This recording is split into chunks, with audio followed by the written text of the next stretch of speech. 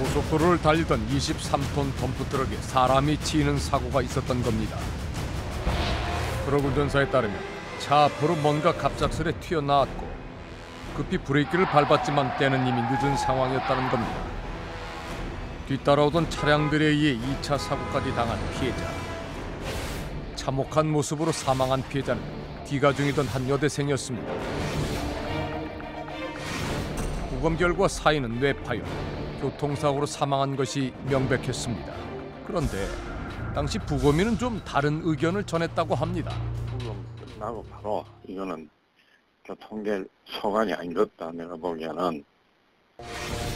사고 전 어떤 긴박한 상황에 처해 있었을지도 모른다는 소견을 밝힌 겁니다. 나간 나이가 실제 집이 아닌 반대 방향으로 갈 이유도 없고. 사고가 난 고속도로 현장은 여대생이 다니던 학교와도 집과도 꽤나 멀리 떨어진 곳이었던 겁니다. 미심쩍은 부분은 한두 가지가 아니었습니다. 그랬더니 지갑에 빨간 지갑인데 그거하고 주민등록하고 주더라가. 그래 맞느냐 하더라고. 그래 맞다 우리 딸이 맞다. 다른 거는 없었어요? 다른 거는 하나도 없었어요. 지갑 안에 현금은 하나도 없었고 단지 주민등록증만 남아 있었던 겁니다. 그런데 사라진 물건은 또 있었습니다. 여기 보면 이게 첫 사고 누워 있던 자리인데 그냥 요거 뺏기면서 사진 찍으려고 딱 뺏겨놓고 사진 찍은 거야. 도저히 사라질 수도 사라질 이유도 없는 그것은 속옷 입은 거 봤어요. 니는 뭐 보지 말고 안 봤는데 뭐 이래가 우리 확인하자. 그래 내려간 게 확 내려본 게 이제 속옷이 없는 거야. 딸의 죽음을 절대로 교통사고로 볼 수 없었던 이유, 그것은 바로 속옷 때문이었습니다. 바지는 입고 있었는데 바지 안에 당연히 입고 있어야 할 속옷은 보이지 않았던 겁니다. 성폭행이 의심되는 상황, 바로 정액 반응 검사에 들어갔습니다. 그런데 안 나왔어요. 저녁 이 나온다 그걸 검사를 했는데 그게 안 나왔어요. 몸에선 성폭행을 당한 흔적이 발견되지 않았습니다. 의문만 가득 남긴 채 여대생의 죽음은 단순한 교통사고로 종결이 됐습니다. 집으로 가던 도중 사라져 고속도로 한가운데서 시신으로 발견된 여대생. 그 죽음을 둘러싼 의문은 여전히 풀리지 않고 있습니다.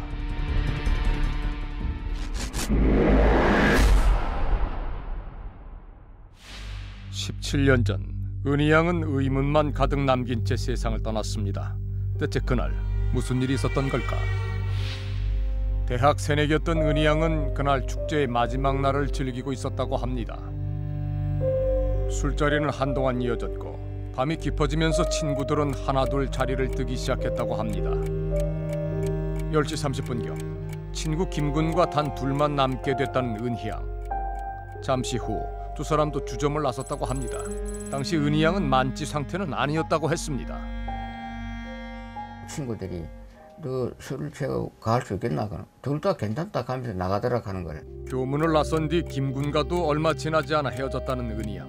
이것이 확인된 은희 양의 마지막 모습이었습니다. 아무도 그래 반사람이 없는 거야. 마지막 나가고 나서는 교통사고 난 그때까지는 아무도 반사람이 없는 거야. 그게 이제 그 5시간, 6시간이 이제 전혀 깜깜한 거지. 그것만 알아보면 되는데. 그로부터 약 6시간 뒤 고속도로 위에서 참혹한 모습으로 발견된 은희 양. 그 이문의 6시간이 17년째 가족을 고통으로 몰아넣고 있을 줄은 누구도 예상하지 못했습니다. 생업이었던 채소 장사를 접고 17년째 딸의 사건에만 매달리고 있다는 정 씨. 한 집안의 가장으로서 쉽지 않은 선택을 한 데에는 그만한 이유가 있었습니다. 경찰들이 막 또 하는 최소한 주제에 뭐가 네가 뭐 한다고 그래 이제 부원 감정서를 달라 계산기는 네가 부원 감정서 뭐 볼 줄을 아나 계산하고 말이야. 볼 줄도 모르는 게 뭐 우리가 교통사고를 하면 교통사고인지 알지, 응? 그럼 교통사고 증명해 오라. 증명해 오면 우리 수사할게 하는 거. 자신이 직접 나서지 않으면은 영영 딸의 억울한 죽음이 풀리지 않을 것이라는 생각 때문이었습니다. 그런데 사건은 어느 날 아버지에 의해 새로운 국면을 맞게 됩니다. 농로 밑에서 그 차 세워놓고 올라온 게 불밭에서 이래 쏘고 내려버리더래. 이게 혹시나 맞을란가 싶어서 이제 그걸 가지고 가더니 그런 그들하고 팬티하고 똑같이 주워가지고 사망 당시 속옷이 없는 상태로 발견됐던 은희양. 그런데 다음날 사고 현장 주변의 풀숲에서 여성의 속옷을 찾게 된 겁니다. 유족들이 찾아낸 속옷은 팬티와 보종 속옷으로 입는 거들 모두 2점이었습니다. 아버지의 요구로 속옷은 감정에 들어갔고 국가수 감정 결과 은희양의 속옷이 맞는 것으로 확인이 됐습니다. 또한 아버지의 예상대로 팬티와 거들에서는 정액이 검출이 됐습니다. 팬티와 거들 각각의 속옷에서 검출된 DNA 같은 남성의 것이었습니다. 하지만 안타깝게도 용의자들 중에서는 그 DNA와 일치하는 사람은 없었습니다. 다시 사건은 미궁으로 빠졌고 사람들의 기억에서 은희양의 죽음은 조금씩 잊혀갔습니다. 그런데 일치자를 찾았는데 혼자 말고 있어라. 아, 이제는 잡았구나. 해결됐구나. 내가 딸의 원한을 풀었구나 생각을 했죠. 청소년의 성매수를 제의해서 처벌을 받게 됩니다. 그 과정에서 피고인의 DNA가 채취되고 그 두 DNA가 일치된 사실을 확인했습니다. 15년 만에 나타난 DNA의 주인은 뜻밖에도 외국인이었습니다.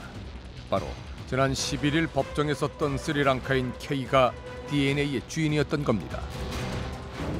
분석 결과 은희양의 속옷에서 검출된 남성의 DNA와 K의 DNA 사이에는 총 11개의 유전자 부위가 일치한다는 사실이 확인됐습니다.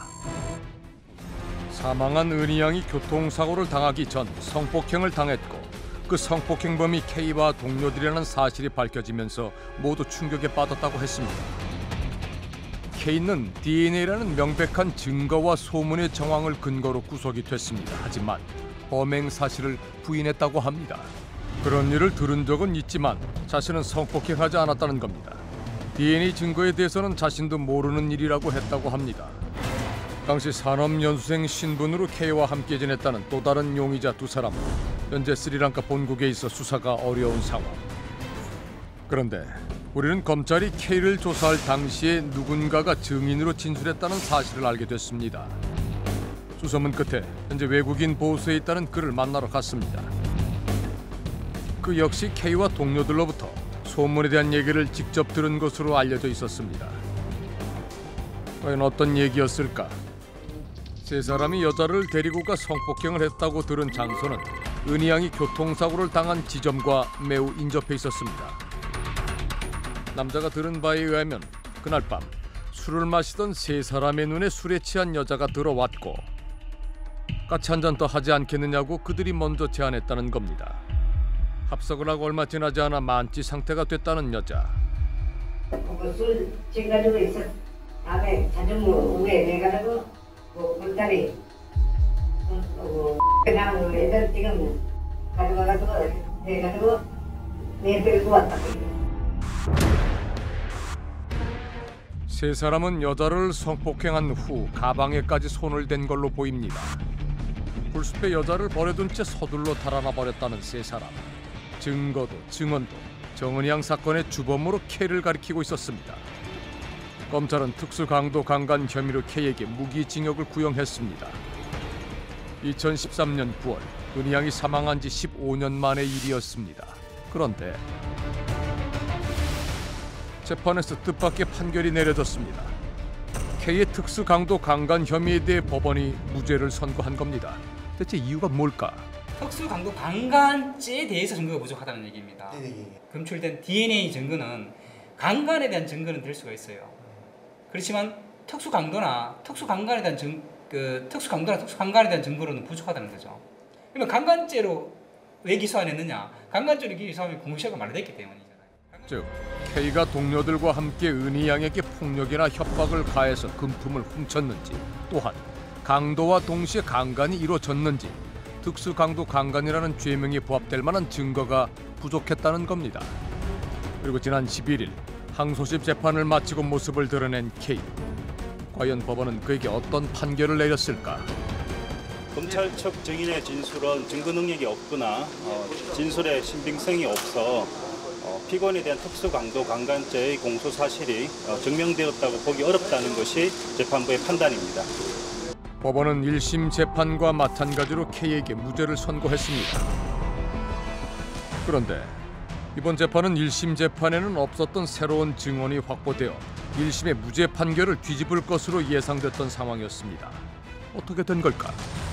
피해자가 사고를 당한 고속도로 주변 상황과도 맞지 않고 여러 가지 정황상 믿기 어렵다, 신빙성이 부족하다는 취지입니다. 사건의 전말을 알고 있다는 새로운 증인. 하지만 재판부는 증인의 진술이 너무도 구체적이어서 믿을 수 없다는 겁니다. 우리가 얘기하지 않았는데 우리가 전혀 몰랐던 어떤 그런 부분들에 대해서 이 새로운 증인, 홍길동이라는 증인은 이야기를 다 하더라. 사건의 처음부터 끝까지 우리가 몰랐던 그런 부분들을 다 채워서 이야기해주는 그 증언이었다. 우리도 굉장히 놀랐다 이렇게 얘기를 했었고. 결정적인 DNA 증거가 나왔지만 K가 범행 일체를 부인하고 있었던 상황. DNA 증거를 뒷받침해줄 만한 또 다른 증거가 필요했습니다. 경찰과 검찰은 대구 지역에 거주하는 모든 스리랑카인을 한 명씩 만나 조사하는 방법을 택했다고 합니다. 그러던 중 검찰은 한 남자를 만나게 됩니다. 그의 이름은 라시드. 그런데 놀랍게도 그는 사건의 전말에 대해 상당히 구체적으로 알고 있었고 무엇보다 강도 혐의를 입증할 만한 중요한 단서를 쥐고 있었다고 합니다.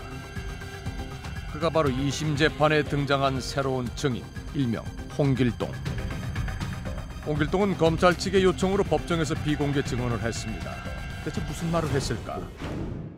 사진 하나 있었어 옛날에. 아가씨 사진 하나, 학생 사진 하나 있었어. 네가 왜 나한테 보여줬어? 뭐 있었어 제가 봐. 학생증 아니고요. 학생 사진. 아직도 생생한 사진의 기억.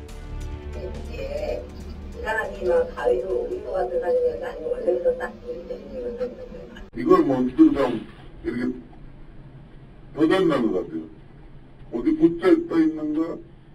배에 있는 것 같아요. 그렇지. 그 조그만 사진이야. 이만한 거. 사진 뒤에는 어디엔가 붙였다가 떼어낸 흔적이 있었다는 겁니다. 그러니까 다른 용도로 쓰였던 사진이라는 얘기입니다.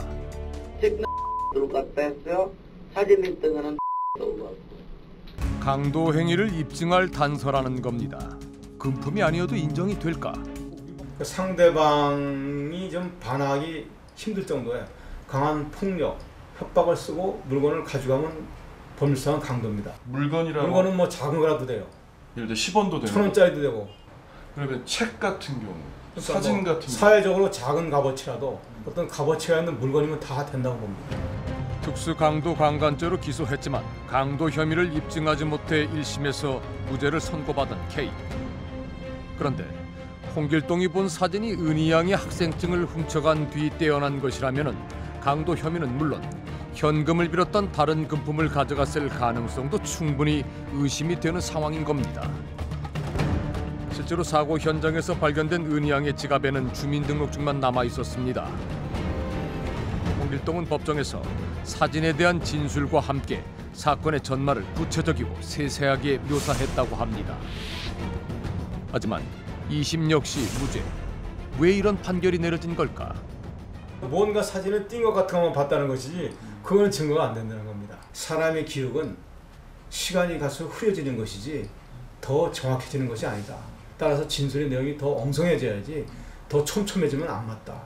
그건 인정하지 말아라고 대법원이 아주 명확하게 유지하고 있는 겁니다. 사람의 기억은 시간이 지날수록 왜곡되기 때문에 믿을 수 없다고 합니다. 하지만 정작 시간이 지나도 변하지 않는 증거, DNA에 대해서는 재판에서 다루어지지조차 않았습니다. 처음부터 그러면 뭐 초점 수사로 막 부실을 해놔놓고 이제 와고도 그래. 뭐 공소시효 운운하면서 증거가 불충분하다고 하면 그 증거 맞나? 증거 불충분하다. 그런 것들이 참 억울하죠. 억울하고 분하죠. 진실로 향하는 문이 드디어 열린 줄 알았는데 시간의 벽에 또 가로막혀 버렸습니다. 이제 그 문을 열 수 있는 유일한 열쇠는 K. 17년째 굳게 닫은 그의 무거운 침묵이 언제쯤 깨질 수 있을까?